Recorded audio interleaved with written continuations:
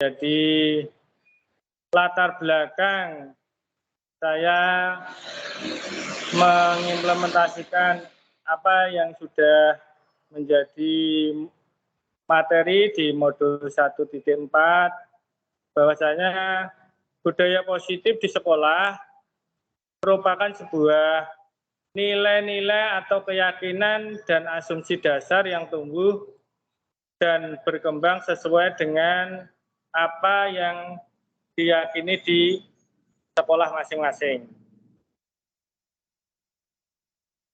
Lanjut. Budaya positif berisi sebuah kebiasaan Bapak Ibu yang disepakati bersama dan dilaksanakan dalam periode waktu tertentu, yang dimana budaya tersebut memperhatikan kodrat anak serta berpihak pada siswa. Nah, hal ini sesuai dengan apa yang menjadi filosofi Ki Hajar Dewantara, bahwasanya menuntun segala kodrat yang ada pada anak supaya mereka dapat mencapai keselamatan dan kebahagiaan setinggi-tingginya, baik sebagai manusia maupun anggota masyarakat. Bapak Ibu sekalian, latar belakang inilah yang mendasari saya bagaimana untuk menerapkan aksi nyata budaya positif di sekolah. Di sini ada sebuah gambar bahwa untuk kita belajar, Bapak Ibu, kita perlu menenangkan hati, menenangkan pikiran, arahkan semua perhatian bagaimana kita dapat fokus belajar dan hadirkan rasa keingintahuan panjenengan, serta rasa syukur, dan sikapilah bahwa semua yang Bapak Ibu lakukan mudah-mudahan menjadi sebuah nilai positif tersendiri baik secara pribadi maupun dalam menjalankan tugas sehari-hari sebagai seorang guru. Bapak Ibu, dalam belajar, rasa ingin tahu, rasa kehadiran Bapak Ibu sangat dibutuhkan untuk selalu mendapatkan informasi-informasi yang baru berkaitan dengan perkembangan dunia pendidikan, khususnya bagaimana menerapkan budaya positif di sekolah tersebut. Lanjut. Bapak Ibu sekalian, pada konsep budaya positif kali ini ada beberapa hal nanti yang akan kita sampaikan kaitannya dengan penerapan budaya positif di sekolah. Yang pertama, apa itu disiplin positif? Terus yang kedua, motivasi perilaku manusia itu sendiri. Jadi manusia melakukan suatu tindakan, melakukan suatu kesalahan itu ada motivasi yang mendasarinya. Bapak Ibu sekalian, dari motivasi tersebut manusia berusaha melakukan suatu tindakan yang akan dilakukannya. Terus konsep yang ketiga itu kaitan dengan kebutuhan dasar manusia sendiri. Bahwasanya manusia secara alamiah memiliki kebutuhan-kebutuhan dasar yang wajib dipenuhi. Nah, apabila nanti kebutuhan dasar manusia tersebut tidak terpenuhi, maka manusia akan cenderung melakukan tindakan-tindakan yang mungkin tidak sesuai dengan nilai adab atau nilai budaya yang ada. Nah, Bapak Ibu, konsep yang keempat yaitu nanti adalah posisi kontrol restitusi. Nah, kita sebagai seorang guru memosisikan diri dalam posisi apa nanti. Nanti kita akan kupas bersama satu persatu. Bapak Ibu sekalian, untuk konsep yang kelima, yaitu keyakinan kelas. Nah, bahwasanya peraturan atau sebuah aturan itu sebenarnya harus didasari dari sebuah keyakinan yang nantinya akan melahirkan sebuah kesadaran secara intrinsik atau kesadaran yang berasal dari diri sendiri. Sehingga budaya positif atau disiplin-disiplin positif nanti akan berjalan tanpa harus kita pantau, tanpa harus kita beri arahan, karena setiap siswa sudah memiliki keyakinan sendiri. Terus konsep budaya positif yang keenam, nah ini kaitannya dengan segitiga restitusi, bagaimana strategi kita dalam menjalankan disiplin positif dengan konsep segitiga restitusi. Nah, pada slide berikutnya, ini kita akan mengupas apa itu makna disiplin. Bapak Ibu sekalian, mungkin sebelum kita masuk itu apa makna disiplin secara keseluruhan, silakan Bapak Ibu bisa ketik di kolom chat. Kalau kita mendengar kata disiplin, apa yang menjadi gambaran, apa yang menjadi imajinasi Bapak Ibu? Mungkin silahkan Bapak Ibu bisa ketik di kolom chat, apa itu disiplin menurut Bapak Ibu? Nah, silakan. Kolom chatnya enggak bisa diisi ya Pak? Oke, nanti ya, mungkin tidak bisa diisi. Bu Admin bisa nanti membantu untuk aksesnya. Di situ chatnya diakses untuk semua peserta.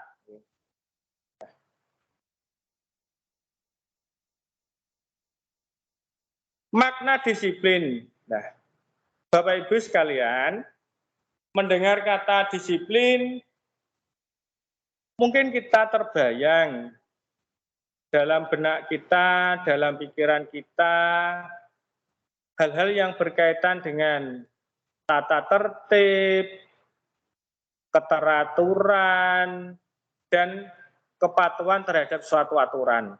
Nah, ini mungkin sudah kita jalankan mulai dari sejak awal kita memasuki bangku sekolah.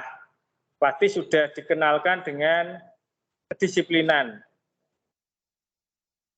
Harus masuk sesuai dengan jam, pulang sesuai dengan jadwal yang telah ditentukan, berpakaian. Nah, sehingga dalam pikiran kita sudah ada sebuah bayangan bahwasanya disiplin itu berkaitan dengan aturan atau tata tertib itu sendiri. Mengatur diri kita supaya kita teratur atau patuh terhadap apa yang sudah menjadi tata tertib tersebut. Nah, ada juga Bapak Ibu, kata disiplin dihubungkan dengan sanksi atau hukuman. Nah, ini misalkan Bapak Ibu pasti ingat saat duduk di bangku sekolah, apabila kita tidak menjalankan aturan atau tata tertib, apa yang akan kita terima? Mungkin kita akan menerima sanksi atau hukuman. Mungkin kalau Bapak Ibu ada yang kesulitan dalam menulis chat, mungkin bisa di open mikrofonnya. Mungkin apa yang Bapak bayangkan, Bapak Ibu bayangkan dengan kata-kata disiplin tadi, bisa open mic-nya atau raise, nanti bisa sampaikan. Mungkin Bapak Ibu punya pengalaman sendiri berkaitan dengan makna disiplin. Ini nanti Bapak Ibu bisa raise untuk mengungkapkannya. Nah, disiplin kalau dihubungkan dengan sanksi atau hukuman, ini memang sangat berbeda. Karena apa Bapak Ibu? Disiplin harus dilandasi sebuah kesadaran secara internal atau intrinsik. Sehingga kalau saat ini kita menerapkan sebuah kedisiplinan dengan hukuman sudah tidak sesuai dengan kondisi saat ini. Hukuman dalam menerapkan atau mendisiplinkan murid, mendisiplinkan siswa, mungkin kalau saat ini sudah menjadi pilihan terakhir lah, alternatif terakhir. Bahkan mungkin sudah tidak perlu lagi digunakan. Sesuai apa yang sudah diajarkan oleh beliau, Bapak Pendidikan Ki Hajar Dewantara, yang menyatakan bahwa di mana ada kemerdekaan, di situ ada disiplin yang kuat. Sungguh pun disiplin itu bersifat self-disiplin atau kita sendiri yang mewajibkan kita dengan sekeras-kerasnya, tetapi sama saja, sebab jikalau tidak cakap melakukannya, wajiblah orang lain atau penguasa lain yang mendisiplinkan diri kita.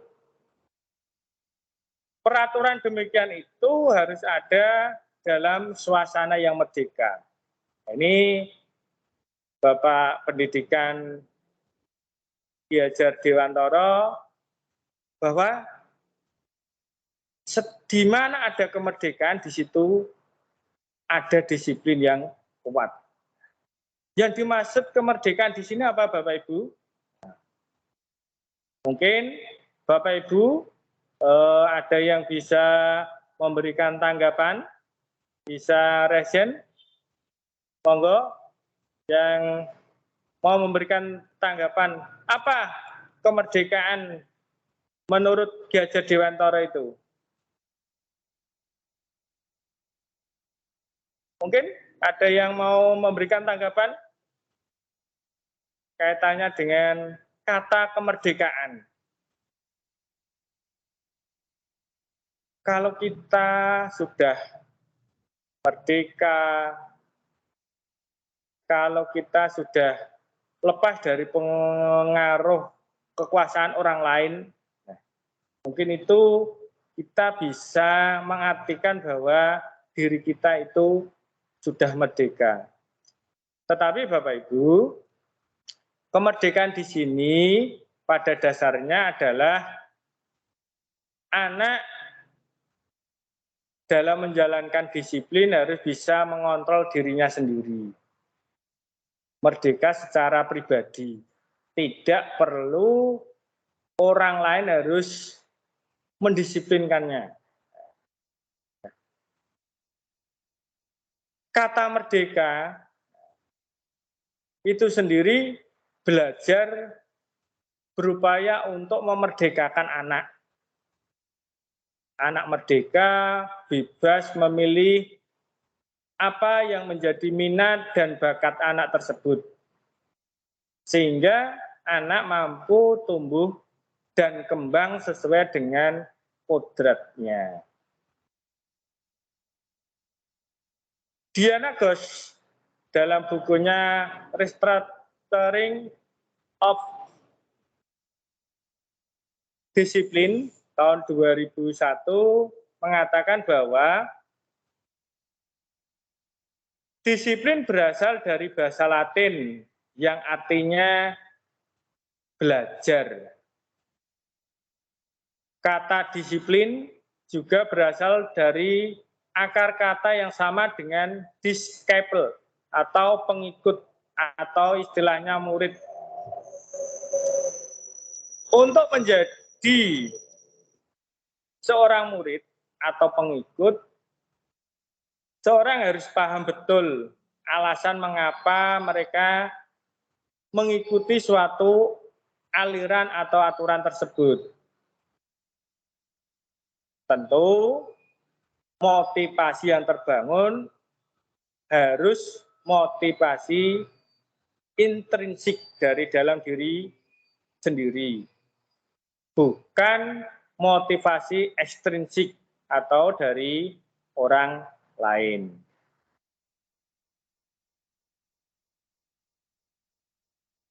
Jadi, baik Bapak Pendidikan kita, Ki Hajar Dewantara, maupun seorang penulis Diana Gosen mengatakan bahwasanya disiplin itu berkaitan dengan upaya untuk belajar.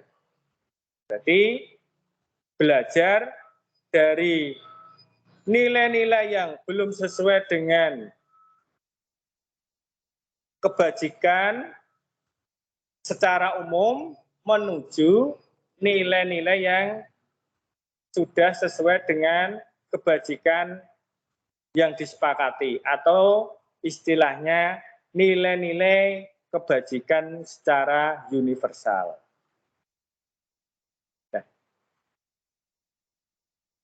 Nilai-nilai kebajikan secara universal itu yang sudah disepakati, yang kita sering mengenal dengan istilah propela. Propela. Apa itu Bapak Ibu propela? Propela merupakan akronim dari Profil Pelajar Pancasila. Mungkin saat ini Bapak Ibu sudah menerapkan pembelajaran dengan kurikulum merdeka yang tujuannya adalah untuk mencapai pelajar Pancasila. Profil pelajar Pancasila itu sendiri ada 6 aspek. Kalau dibuat dalam sebuah diagram lingkaran, kita membacanya atau kita memahami alur propelanya harus sesuai dengan arah jarum jam, Bapak Ibu. Yang pertama yaitu kebinekaan global, kemudian gotong royong, kreatif, bernalar kritis, mandiri. Nah, jadi tadi yang pertama, beriman dan bertakwa pada Tuhan Yang Maha Esa dan berakhlak mulia, berkebinekaan global, gotong royong, kreatif, bernalar kritis, dan mandiri.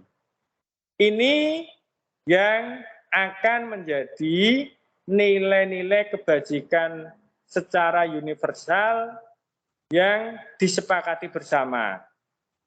Sehingga nilai-nilai ini nanti bisa kita terapkan, kita implementasikan di sekolah atau di satuan pendidikan masing-masing. Dengan harapan, dengan penerapan nilai-nilai kebajikan ini, Bapak Ibu mampu menuntun dan mengarahkan siswa-siswinya untuk menjadi pribadi yang mandiri, pribadi yang bertanggung jawab baik secara individu maupun sebagai anggota masyarakat. Nah, endingnya untuk mencapai kebahagiaan setinggi-tingginya. Itu nilai-nilai kebajikan yang sudah disepakati. Nah, Bapak Ibu, manusia melakukan suatu tindakan ini punya dasar atau sebuah motivasi atau yang mendorongnya. Ini di dalam teori motivasi tersebut, lanjut, ada 3 hal. Menurut Diana Gosen dalam bukunya Restructuring School Discipline, ada 3 hal Bapak Ibu yang memotivasi seseorang dalam melakukan satu tindakan. Yang pertama, ini berkaitan dengan hukuman. Bapak Ibu sekalian, tadi pada awal saya sudah sampaikan bahwasanya disiplin ada yang mengaitkan dengan hukuman. Memang betul Bapak Ibu, disiplin itu sendiri ada kaitannya dengan hukuman. Nah, pada tingkat ini merupakan tingkatan yang paling rendah dari sebuah motivasi perilaku manusia. Biasanya orang yang motivasi perilakunya untuk menghindari sebuah hukuman atau rasa ketidaknyamanan, ini dalam hatinya akan bertanya, apa yang akan terjadi apabila saya tidak melakukannya?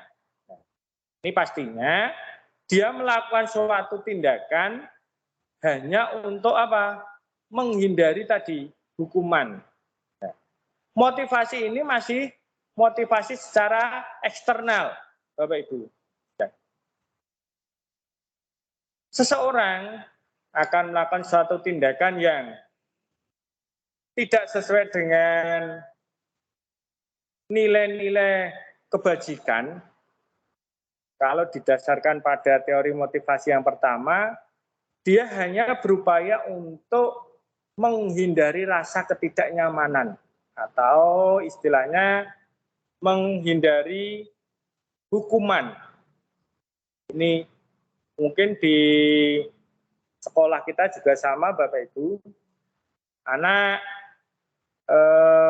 pakaian kurang lengkap pada saat upacara.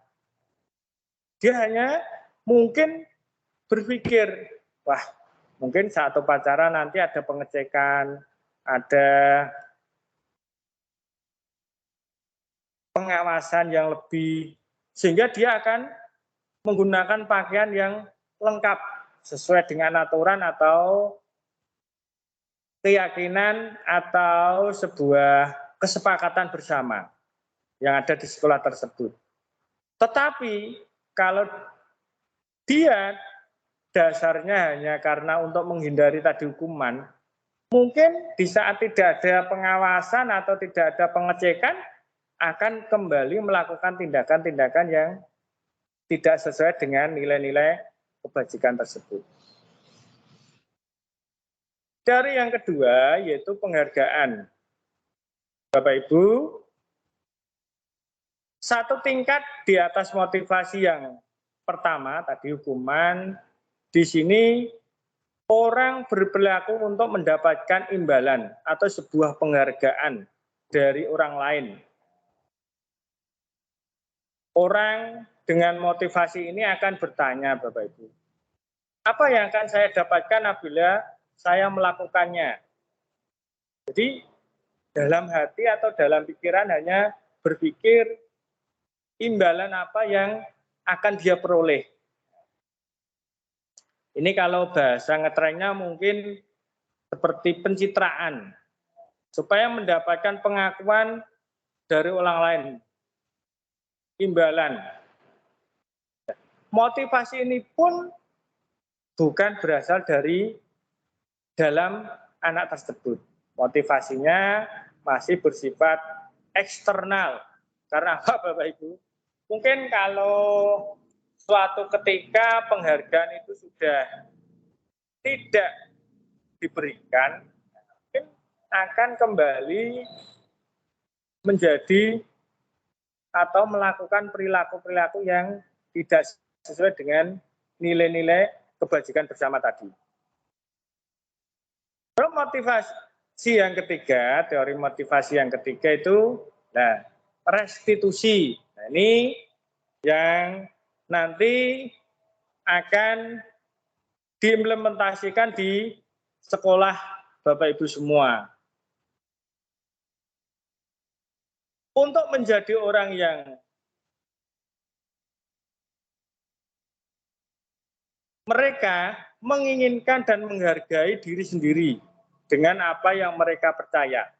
Jadi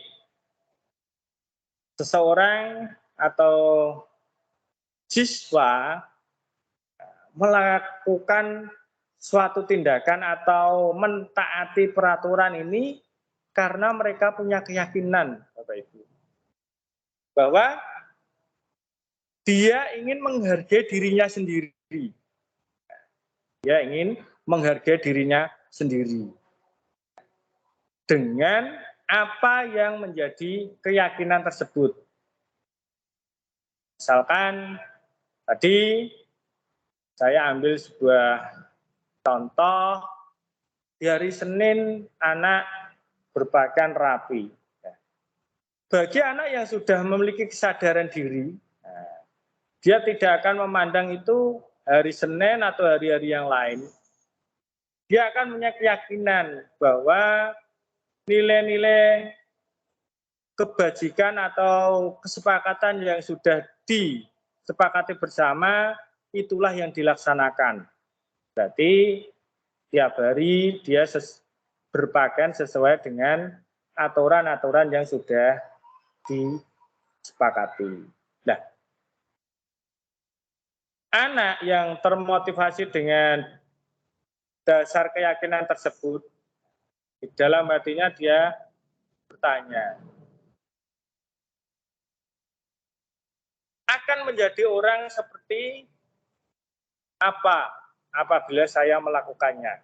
Ini jadi kalau misalkan kok anak itu taat pada aturan, dia berpikir, saya akan menjadi apa ya kalau saya melakukan semacam itu. Nah, ini sudah berbeda dengan teori motivasi yang pertama atau kedua.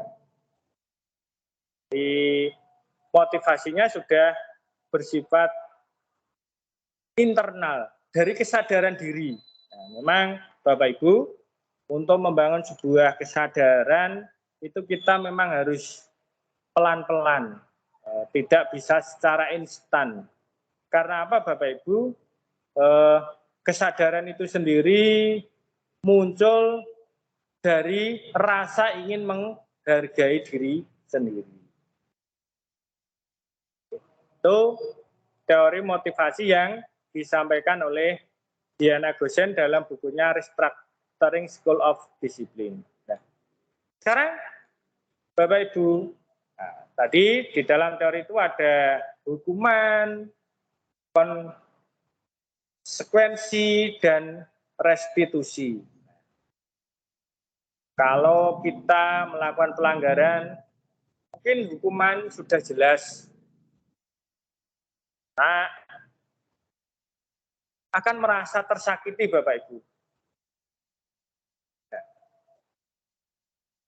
kalau konsekuensi, anak tersebut akan merasa ini yang akan menimpa saya apabila saya melakukan suatu tindakan yang melanggar.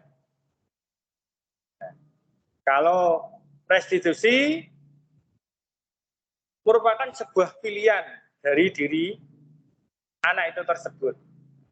Ini perbedaan hukuman, konsekuensi, dan restitusi. Nah, perbedaan berikutnya, kalau kita memberikan hukuman, anak akan cenderung merasa tidak nyaman, Bapak Ibu. Nah, ini mungkin Bapak Ibu sendiri pernah menjadi seorang murid. Pastinya Bapak Ibu pernah melanggar suatu peraturan sehingga memperoleh hukuman. Dan di dalam hati pasti ada rasa ketidaknyamanan. Tapi bagaimana dengan konsekuensi? Sama, konsekuensi pun tidak nyaman untuk murid. Tapi sifatnya dalam jangka pendek, tidak keberlanjutan. Kalau restitusi, nah ini justru akan menguatkan Bapak Ibu. Nah, murid akan merasa dihargai dan menghargai dirinya sendiri. Sehingga akan dikuatkan dengan nilai atau tindakan-tindakan itu sendiri yang dilaksanakan. Terus perbedaan berikutnya, korban akan seolah-olah mendapatkan keadilan, tapi keadilan di sini menurut keadilan yang sifatnya semu, Bapak Ibu. Kalau sudah melanggar, langsung dapat hukuman. Tetapi Bapak Ibu, keadilan itu terasa memang secara instan yang akan diterima oleh anak tersebut. Kalau konsekuensi, korban bisa diabaikan. Jadi kalau melanggar suatu tindakan, korban itu mungkin bisa terabaikan, Bapak Ibu. Sedangkan restitusi, korban akan mendapatkan buah ganti. Misalkan ada anak didik atau murid kita di saat pembelajaran mungkin menyobekkan buku temannya atau menghilangkan alat tulis temannya. Nah, kalau kita menerapkan hukuman, artinya anak tersebut mungkin kita minta untuk berdiri dengan satu kaki, sehingga anak merasakan tidak nyaman. Sehingga korban merasa mendapat keadaan, oh itu temanku yang merusak buku atau menghilangkan, langsung mendapatkan hukuman. Tapi bagi anak tersebut mungkin hukuman itu tidak nyaman, Bapak Ibu. Begitu juga konsekuensinya. Berdiri satu kaki, pastinya konsekuensinya tubuh akan terasa lelah. Tindakan apa? Atau restitusi apa yang bisa kita lakukan? Nah, mungkin dengan anak merusak buku, kita lakukan pendekatan. Kenapa bukunya itu dirusak atau alat tulisnya dihilangkan? Oke. Sehingga anak tersebut akan memberikan alasan. Dan kita beri pendekatan, kalau bukunya itu memang rusak atau alat tulisnya hilang, nah, anak tersebut mungkin harus menggantinya. Ini perbedaan di hukuman, konsekuensi, dan restitusi. Berikutnya, perbedaan berikutnya, pada hukuman perilaku anak akan pasif. Dia akan pasif. Konsekuensi penguatan hanya bertahan dalam jangka waktu pendek. Fokus anak pada pemecahan masalah dalam jangka waktu yang panjang. Ini kata restitusinya. Perbedaan berikutnya, Bapak Ibu, nih di perbedaan yang terakhir, apa yang membedakan antara hukuman, konsekuensi, dan restitusi? Ini bahwa dampak pada murid, mungkin setelah kita hukum Bapak Ibu, mungkin slide, nah mungkin ini masih belum jalan, di slide terakhir, Bapak Ibu mohon maaf memang ada kendala. Nah ini dampak pada murid mungkin akan merasa marah dan rendah diri. Mungkin setelah diperlakukan mungkin dia akan mengasingkan atau menyendiri. Konsekuensinya kehilangan hak waktu jeda bagi anak tersebut. Pada restitusi murid tidak sekaligus kehilangan waktu, hanya mempunyai nilai semangat untuk memperbaiki. Ini. Kalau hukuman Bapak Ibu itu dibuat oleh guru, jadi bisa dikatakan sifatnya sepihak. Sedangkan konsekuensi ini dibuat oleh guru dan murid atau siswa. Ini sudah melibatkan diskusi antar keduanya. Mungkin kalau anak melakukan pelanggaran semacam ini, konsekuensi akan diterima apa? Kalau restitusi, nah ini Bapak Ibu, dibuat oleh murid, dilaksanakan oleh murid, dan dipatuhi oleh murid tersebut. Ini bedanya. Sehingga kalau itu sudah dibuat oleh diri sendiri, pastinya dalam diri kita akan timbul rasa kesadaran. Perbedaan yang terakhir, ini kalau hukuman menyakitkan, guru akan cenderung menyalahkan, bahkan merendahkan anak tersebut. Sehingga apa tindakan yang akan terjadi? Nah, mungkin akan tadi menyendiri, atau mengasingkan diri, atau tidak mau bergaul dengan temannya, karena merasa malu. Konsekuensi ini akan membantu guru dalam menyatakan peraturan atau tata tertib dan menerapkan konsekuensinya. Sedangkan restitusi akan menguatkan guru tersebut bahwa keyakinan atau kesepakatan kelas yang sudah dibuat ini yang harus menjadi acuan atau kerangka berpikir bagi siswa atau anak didik kita, supaya mereka melaksanakan dengan penuh kesadaran diri motivasi tersebut. Jadi ini nilai-nilai yang menjadi perbedaan pada hukuman, konsekuensi maupun restitusi. Bapak Ibu sekalian, manusia melaksanakan atau melakukan suatu tindakan ini pasti didasari karena adanya kebutuhan.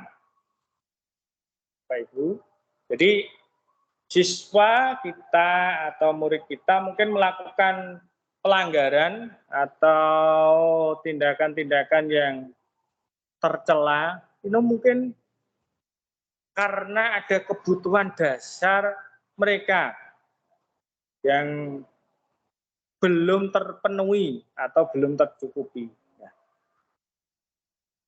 Kebutuhan dasar manusia itu dibedakan ada 5 macam. Ada kebutuhan untuk bertahan hidup, survival. Yang kedua, cinta dan kasih sayang. Terus ketiga, kebebasan. Terus keempat, kesenangan. Dan kelima, kekuasaan. Ini yang harus menjadi dasar kita, Bapak Ibu, apabila kita akan menerapkan disiplin positif. Anak melakukan tindakan atau melanggar peraturan, kita harus mampu mengidentifikasi kebutuhan dasar apa yang anak tersebut belum terpenuhi. Sehingga kita dapat melakukan tindakan yang sesuai dengan kebutuhan anak tersebut.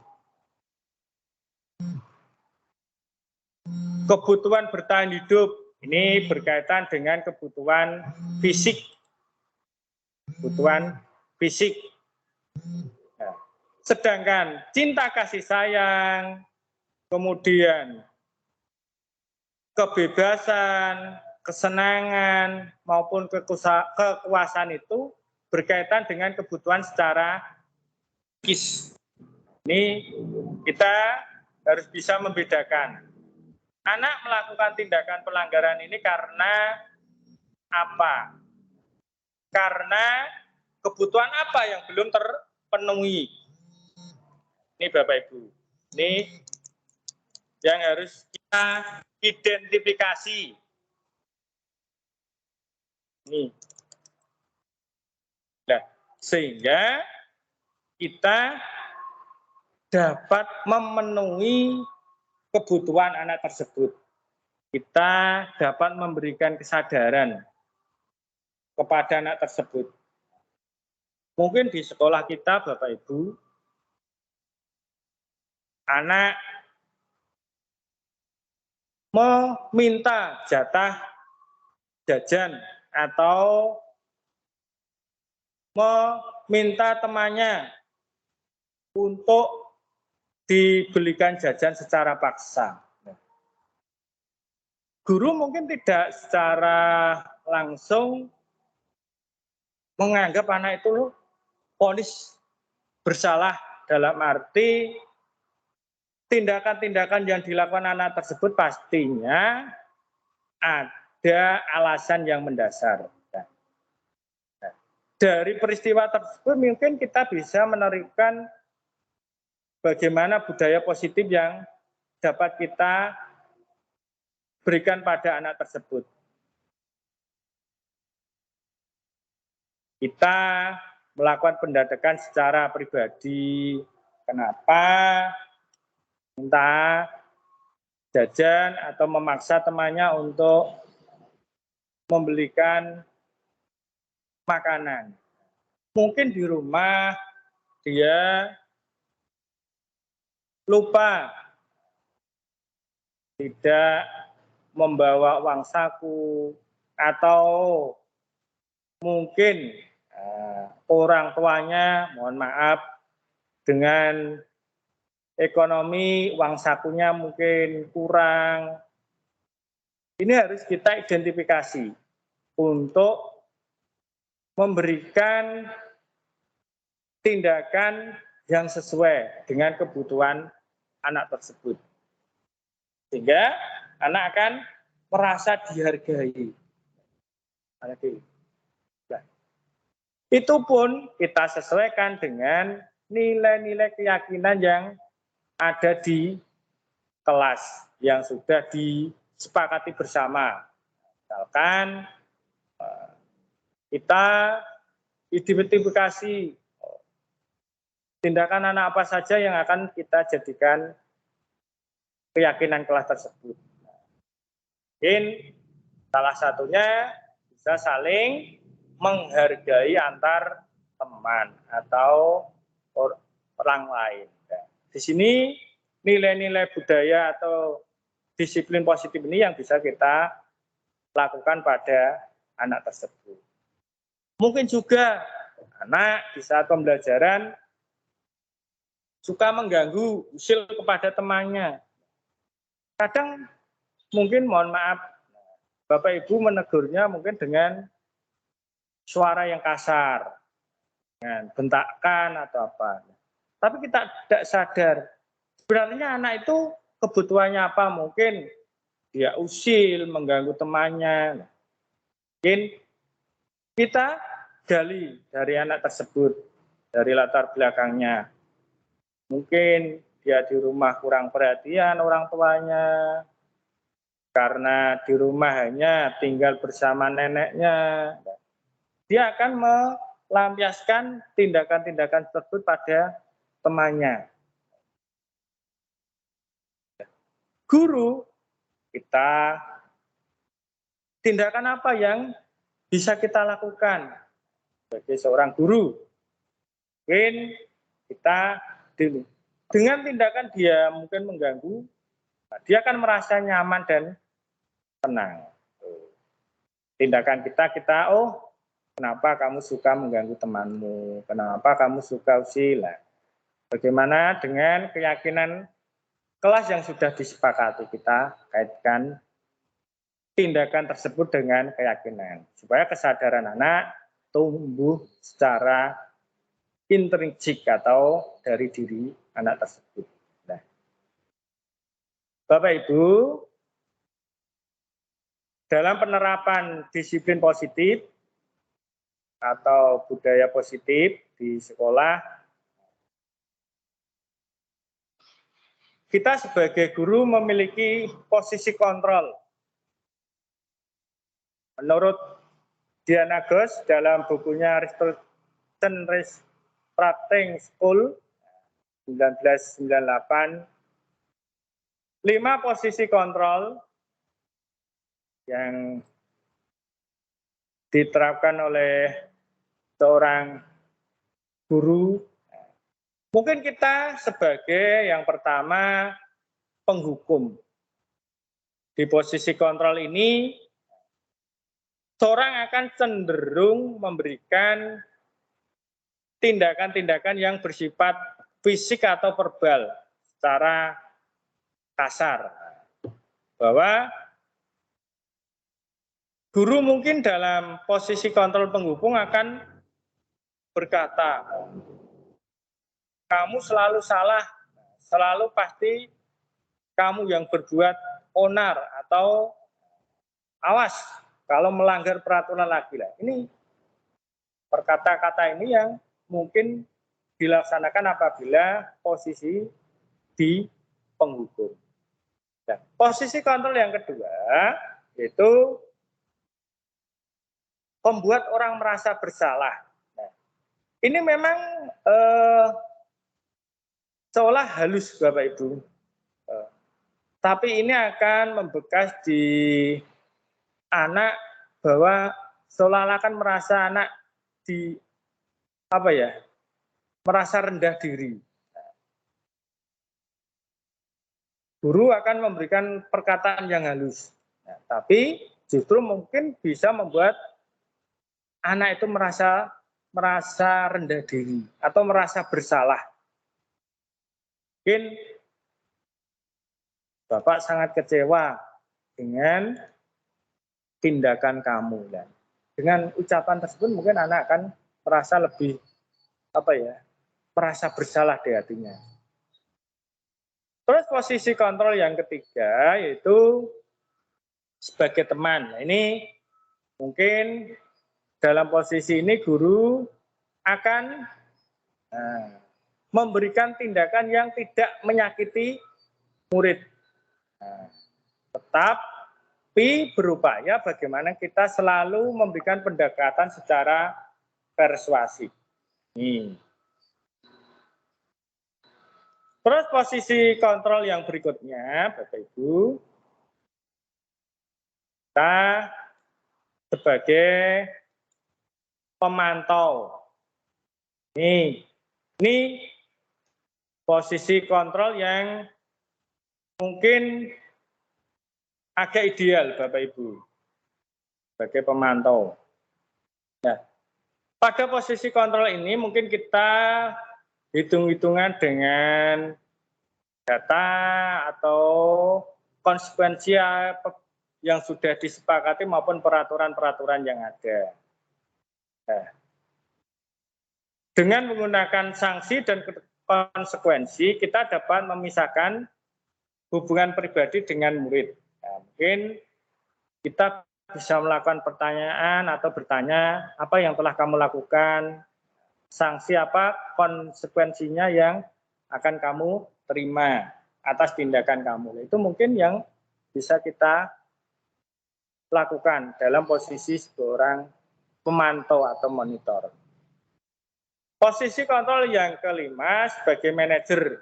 Nah ini Bapak Ibu, ini yang ideal yang diharapkan kita sebagai seorang guru memposisikan diri kita sebagai seorang manajer.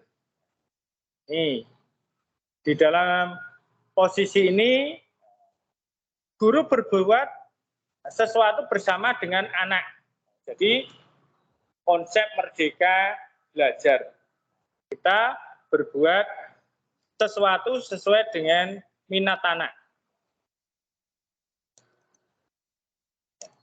Pada posisi ini,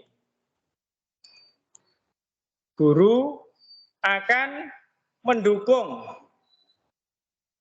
apa yang menjadi tindakan anak dalam melakukan suatu tindakan atau perilaku. Guru bersama murid mau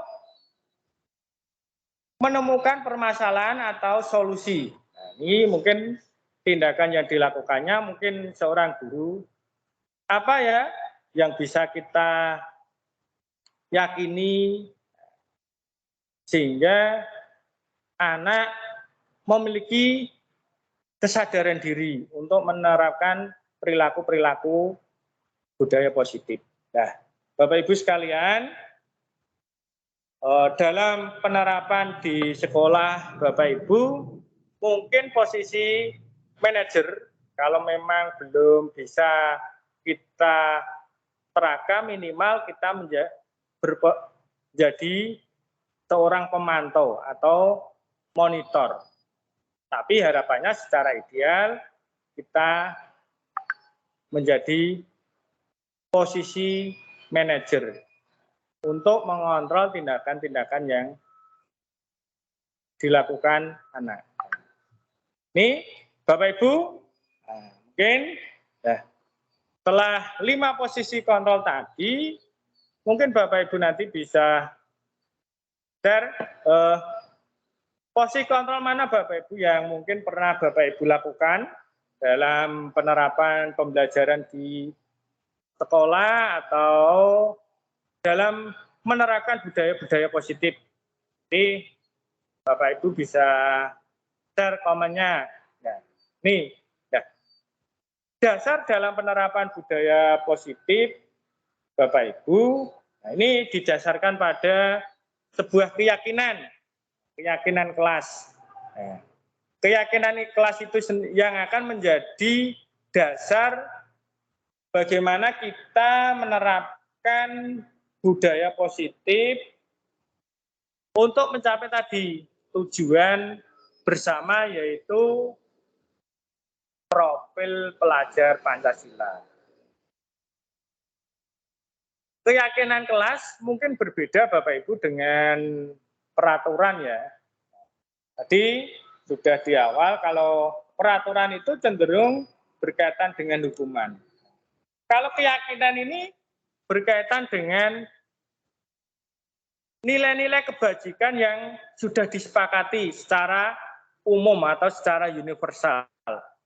Sehingga nilai-nilai tersebut harus dilaksanakan terlepas dari latar belakang suku, negara, bahasa maupun agama. Nah, ini tampak pada slide Bapak Ibu. Ini saya mencoba berdiskusi dengan anak. Apa yang menjadi keyakinan atau kesepakatan kita bersama? Nah, mengidentifikasi, kemudian kita tulis dalam sebuah kertas, kita tempel. Disiplin, kemudian menghargai teman, kemudian menjaga kebersihan. Oke. Nilai-nilai itu yang menjadi keyakinan. Berdoa dengan khusyuk. Kadang anak itu kalau kita tidak buat sebuah kesepakatan atau keyakinan bersama, mungkin di saat berdoa itu hanya semaunya. Tapi dengan keyakinan tersebut mampu melahirkan kesadaran dari anak tersebut bahwa berdoa itu kita berkomunikasi dengan Sang Maha Pencipta, berarti kita harus lakukan dengan khusyuk dan sungguh. Dalam penerapan keyakinan kelas, kita mengenal istilah namanya segitiga restitusi, Bapak Ibu. Segitiga restitusi inilah yang akan menjadi pijakan bagaimana kita menerapkan disiplin positif di sekolah kita. Itu di tindakan atau tahapan segitiga restitusi. Yang pertama, kita bagaimana menstabilkan identitas.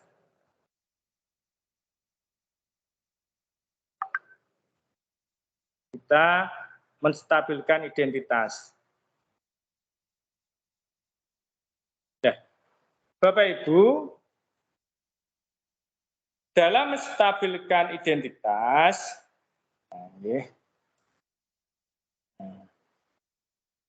kalimat yang sering kita pakai atau mungkin sering digunakan, di antaranya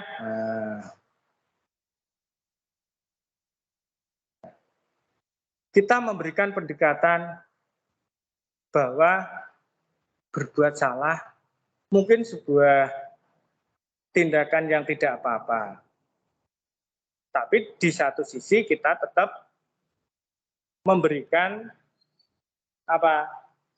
penguatan kepada anak tersebut.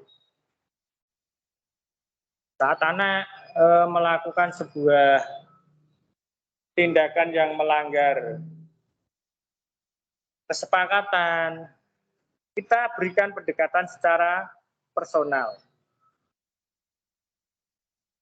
dengan memberikan pertanyaan. Bapak tahu bahwa berbuat salah itu tidak apa-apa, tapi kita harus memperbaiki tindakan yang salah yang sudah kita lakukan.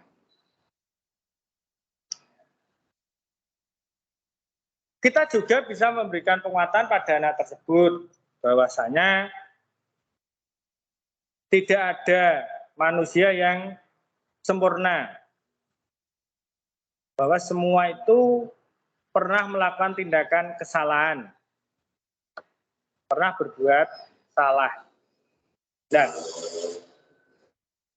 ini akan memberikan kesadaran atau memberikan motivasi anak bahwa dia apabila melakukan tindakan merasa dibangkitkan. Mungkin diberi analogi contoh tertentu, Bapak juga dulu pernah melakukan tindakan salah ini. Tetapi sebaiknya kita lakukan, kita perbaiki, kita menyadari. Mungkin dengan kata-kata itu akan anak tersentuh.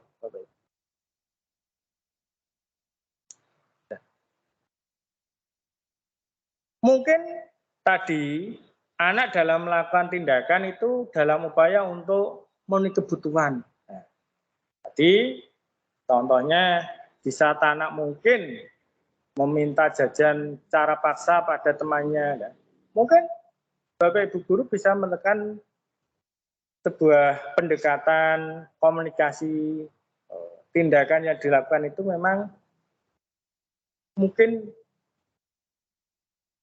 anak tersebut ya boleh atau berhak melakukan halnya. Tapi karena apa? Atas dasar tadi kebutuhan dasar yang belum terpenuhi.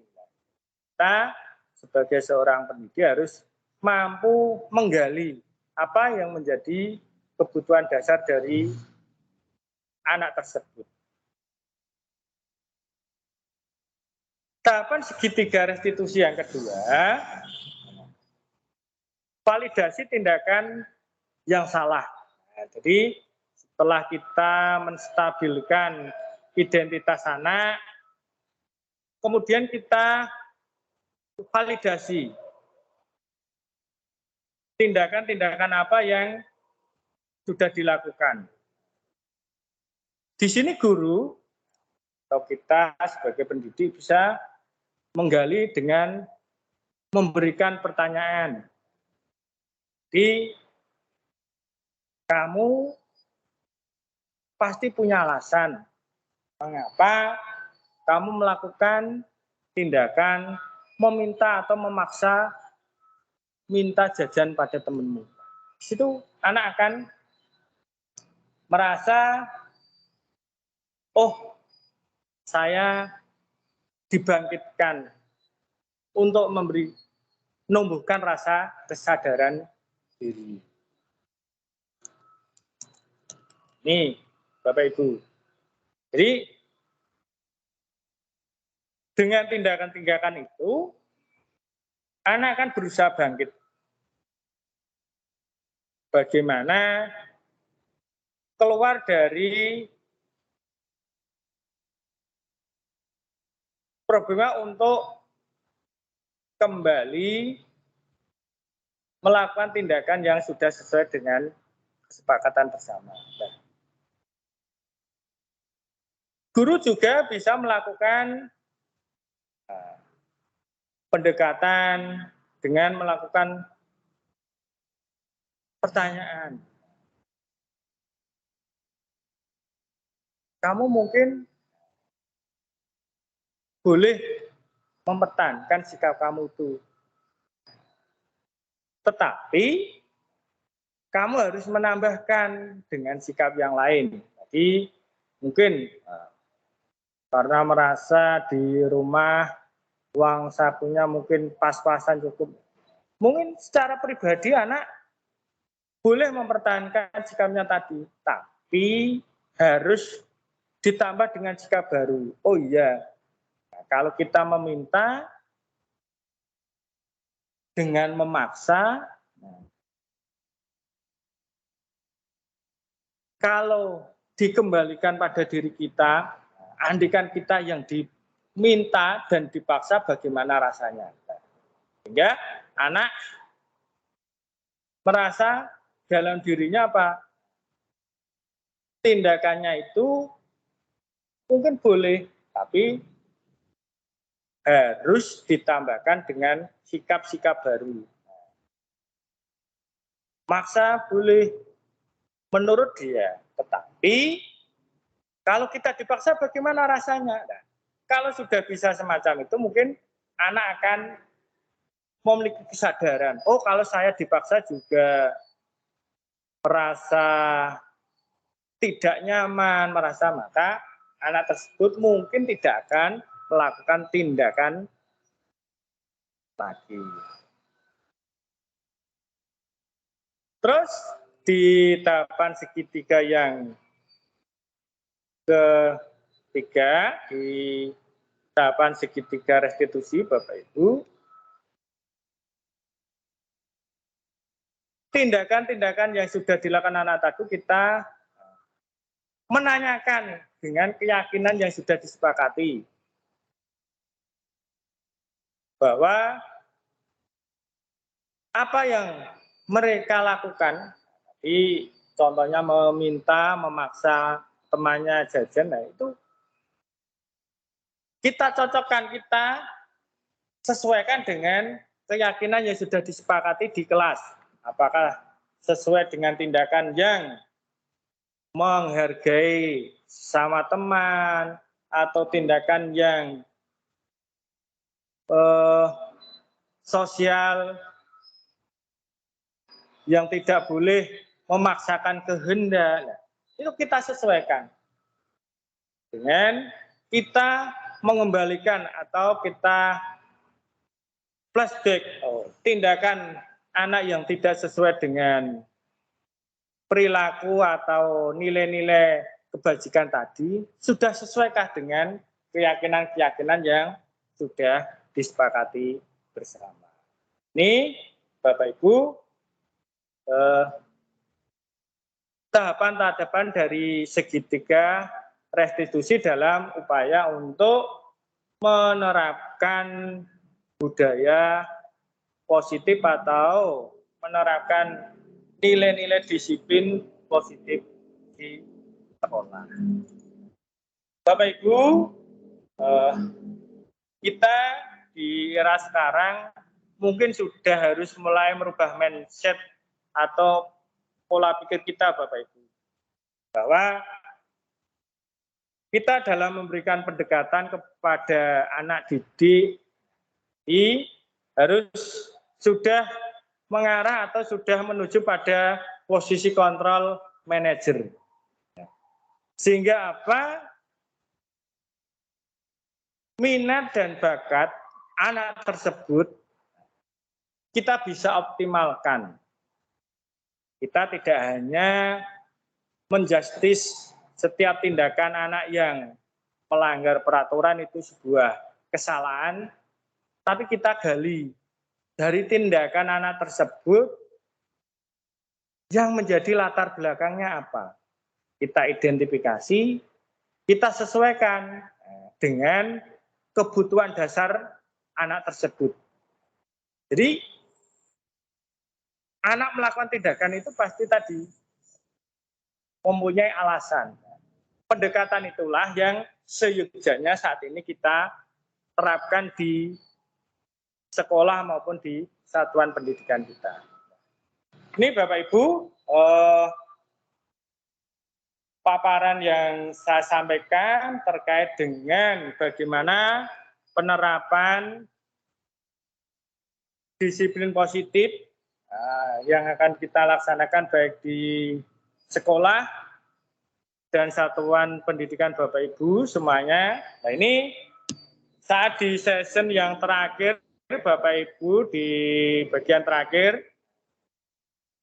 mungkin Bapak Ibu bisa raise hand, mungkin ada hal-hal yang perlu ditanyakan atau mungkin tanggapan dari Bapak Ibu berkaitan dengan bagaimana penerapan budaya positif yang ada di sekolah. Monggo Bapak Ibu bisa raise hand untuk memberikan tanggapan atau pertanyaan. Silakan, saya persilakan untuk Bapak Ibu. Monggo, mungkin ini memangnya saat ini sudah titik atau tetes yang terakhir. Nah, Bapak Ibu mungkin saya sendiri sudah menyadari dengan kesibukan, aktivitas hari penuh, di jam-jam segini masih ada kegiatan, pastinya rasa lelah, capek, mungkin sudah menghinggapi Bapak Ibu. Dan mungkin disibukkan aktivitas yang lain. Monggo Bapak Ibu yang mau resen, menanggapi atau mungkin memberikan pertanyaan, silahkan. Monggo Bapak Ibu. Ini silahkan kalau Bapak Ibu ada yang bertanya, memberikan tanggapan, silakan. Izin Bapak dari saya. Oh ya, silakan Bu. Jadi luar biasa sekali. Terima kasih atas kesempatan yang diberikan kepada saya. Apa yang Pak Kahar sampaikan sangat bagus dan sangat menarik menurut saya. Cuma tadi ketika mau berbicara ini memang posisi saya sedang menunggui anak ngaji agak bising gitu nggih Bapak. Cuma saya Enggak apa-apa. sudah sangat jelas tentang apa yang Bapak sampaikan dan paparkan tadi. Menurut saya sudah cukup bagus dan cukup jelas. Dan juga saya mengucapkan terima kasih karena diberi kesempatan untuk bergabung, untuk belajar bersama di forum ini. Dan semangat Bapak luar biasa, meskipun dengan berbagai kendala di depan tadi, luar biasa sekali semangatnya. Terima kasih atas ilmunya hari ini Bapak. Assalamualaikum warahmatullahi wabarakatuh. Waalaikumsalam warahmatullahi wabarakatuh. Terima kasih Bu ya. Saya juga mengucapkan terima kasih. Mudah-mudahan nanti apa yang saya sampaikan bisa Bapak Ibu implementasikan di sekolah Bapak Ibu demi anak didik, demi menggapai apa itu merdeka belajar, sehingga potensi, minat, dan bakat anak didik kita bisa kita kembangkan secara optimal. Mungkin Bapak Ibu yang lain ada pertanyaan atau memberikan tanggapan, silahkan. Monggo Bapak Ibu.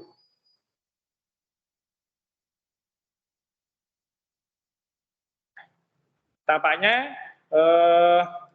mungkin energinya sudah mulai pada titik terendah, sehingga mungkin Bapak Ibu sudah kecapean. Terima kasih Bapak Ibu semua atas partisipasinya dalam kegiatan aksi nyata budaya positif program guru penggerak.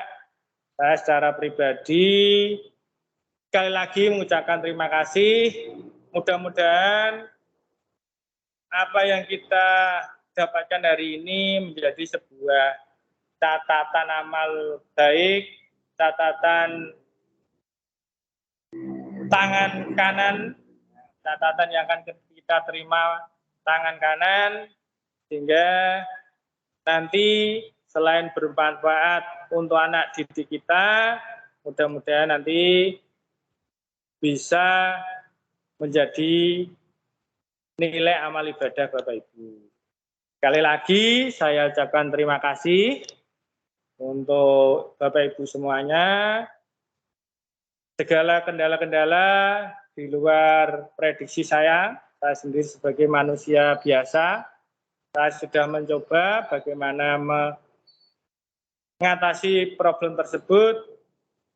Sekiranya apa yang saya sampaikan ada hal yang kurang berkenan bagi Bapak Ibu, saya mohon maaf sebesar-besarnya. Sekali lagi terima kasih partisipasinya. Sugeng istirahat. Assalamualaikum warahmatullahi wabarakatuh.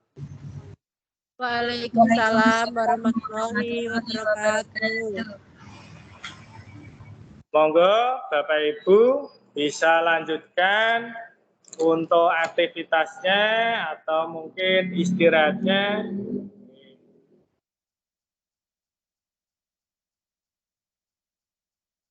Monggo izin untuk live.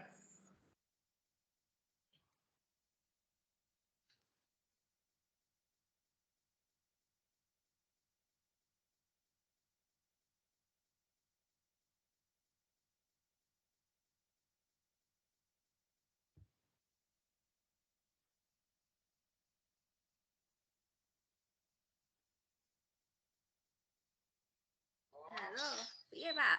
Iki lho.